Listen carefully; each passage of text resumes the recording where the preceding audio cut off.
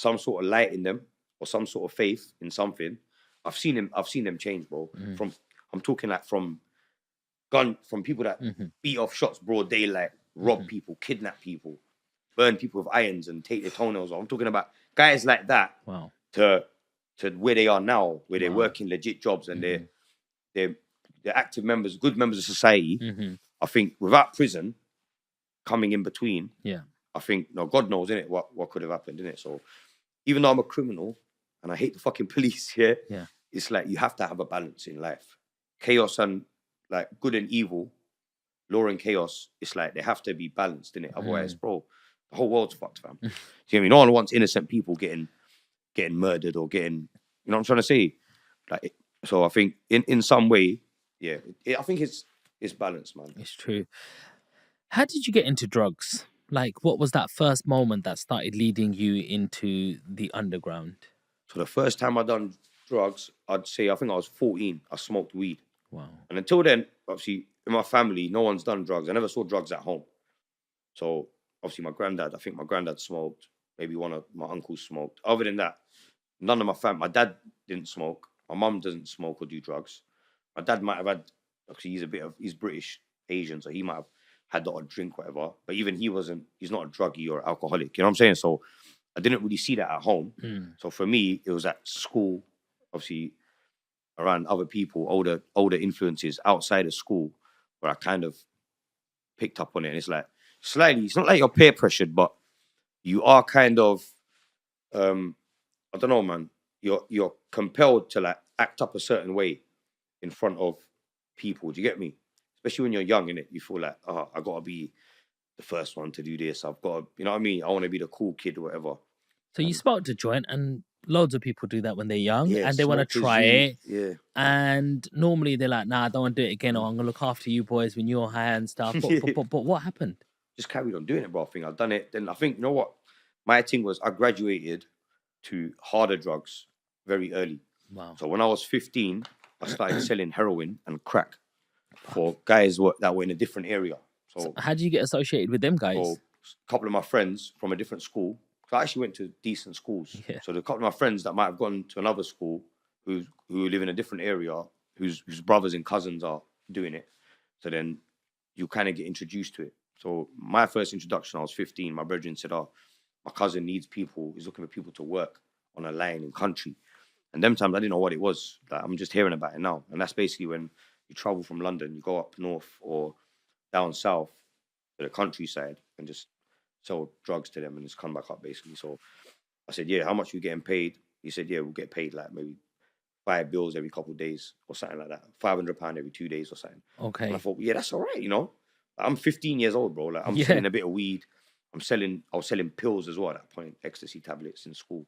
And there was nothing. There was no fear aspect, like no fear. Like, you're getting away with it. No one's expecting you. Like I was selling things to the security guard, teachers in school. Like there's one or two teachers in school. Bro. Not all right. The security. All right, basically, one of my friends was a security guard at the school. Obviously, he became my friend. Like became a very good friend of mine. Yeah, he was like my oldest client. But through him, I sold drugs to a lot of teachers at school. Yeah, prom night when I wasn't allowed in prom. I was kicked out of school. I wouldn't even gone anyway.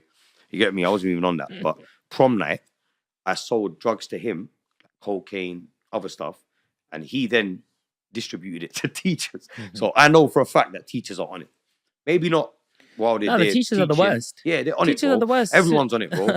Like literally, fam. I remember that night. I think he bought about 7-8 grams off me of sniff. Yeah, he gave it to one of my head of years. That was literally my head of year that used to give me detention. Who used to fucking lecture me, bro. Yeah, him.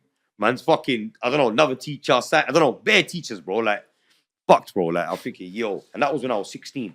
Wow. So I'm 16 years old, it's like, school's just finished. So since 14 to 16, you're doing this, you haven't been caught? Yeah, ain't been caught, I've been getting away with it, just about, dodged police, dodged getting robbed. What do you mean just about? Like, what was just the close? Just about, bro, I've had situations, for example, I had one situation where, this is when I was about 15, we was in Kent, and we're selling from this guy's house, him and his girlfriend, yeah? And there was another house down the road, and the guy there was picking up a lot of crack off us. And I'm talking, bro, the guy was spending like $5,000 a day, just him. Like buying, he used to literally come. I thought he was a Fed at first. I'm thinking, yo, this guy is a bit booky. Yeah, fuck it, let's go and link him in it. Go and link him. A woman, he was at a yard of a woman who was, I think this woman had HIV or AIDS or something. Yeah, she was like, looked like she was about to die. Like she was so skinny, old. Her son, funny enough, yeah, looked normal. She had a son who was like 3 years old, blonde hair, healthy baby. Didn't look. You wouldn't even know that the mum was looking like that. Mum was literally about to die. So what happened was now, we used to go to this house for a few days, sell him loads of shit, like 2, 3, 4 grand's worth of stuff. The guy had loads of cash. He's an old man, like really old man. He looks like that guy out of Toy Story that paints the fucking toys. I don't know if you remember that, yeah. But there's a guy, the viewers might, yeah. There's an old man, like a proper old man, glasses, yeah, painting toys. The guy looks exactly like him, and he's just there smoking crack all day, buying everyone crack. What is crack? Crack is cocaine that's been washed, gone through like a process, and made into another substance, hardened, and then they can smoke it. That is 100 times worse than cocaine. That's what draws people to like heroin and shit like that. Because me, I've sniffed cocaine for years. Do you get me? But nothing would ever make me want to do heroin or try No, crack because you I've wouldn't. seen the difference. You never tried it. I've tried it once. Yeah, I smoked crack once. Yeah, and it weren't for me. I was like, fuck that, this crackhead thing. You get me? That's when I was much older. I'd already sold it at this point, and I just done it just for like, let me see what the hype's all about. And when I done it, I thought, bro, this is what I'm getting mad over. Because what it is crack is more for the poor crackheads, yeah, who've got serious issues. They tend to get drawn into the crack. Cocaine is a more high class drug. Do you know what I'm saying? Like I've sold to fucking MPs. I've had MPs come to my establishments, bro. I had a flat in Victoria, what's it called? Buckingham Palace Road, yeah? Around the corner from Westminster and all that, yeah? I had a flat there for 2 years, bro. I had a Lebanese thing working there. She put so many dildos up MPs' bums, yeah? You will not believe, bro. You will not believe, bro. Oh Like, my. literally, that's what they want. They used to come there just to get pegged, fam.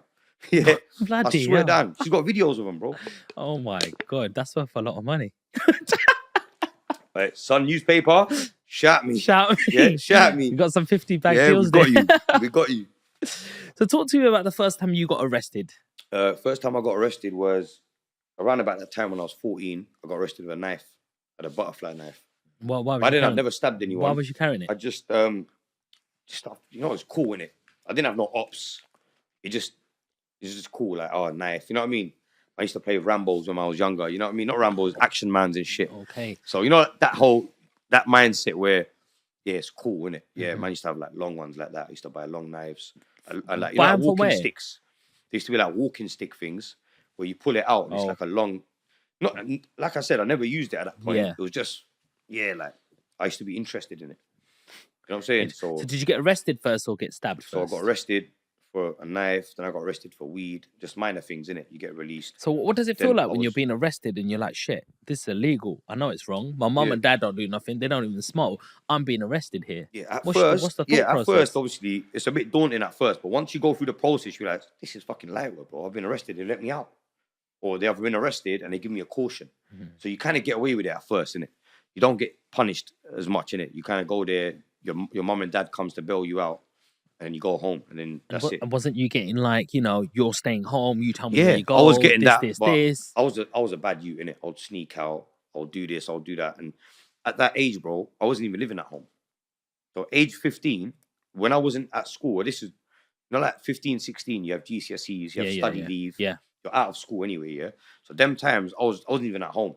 I used to go, like I said, country, pack my suitcase for 3 days, sell crack. Where your parents are going, where are you going? Ringing me, I'm my friend's house, so I'm not coming home. Okay, don't come home then. All right, cool. Do you know, like, now, like, if you're young and if someone says to me, oh, you're not coming home tonight, they want to run home. Yeah. Me, I was like, all right, cool. Yeah. I'm making money. So it's about them times, I used to make more money than my parents, bro. I was 15, but for that couple of months I was going there and I was selling crack, whatever, I was definitely seeing more money than my parents were seeing. So it's like, fuck that, bro. Do you get me? People are struggling out Did here. they know? They didn't know what I was doing. No. So can I ask you a question? Flip it around. If you was your parents, what would you have done differently to keep you out? What I would have done differently, firstly, again, sometimes I think things happen no matter what you do in it. Yeah, there's anomalies where things are going to happen where you haven't got control of it. Yeah, some people are just born bad breeds. You feel me? Some people are just born a certain way, or they've grown up a certain way. They've got something in them. I know I've seen people like that. Some people, you look at them, even some kids. I look at some kids, yeah, and they've got a blank stare, bro. It's like they've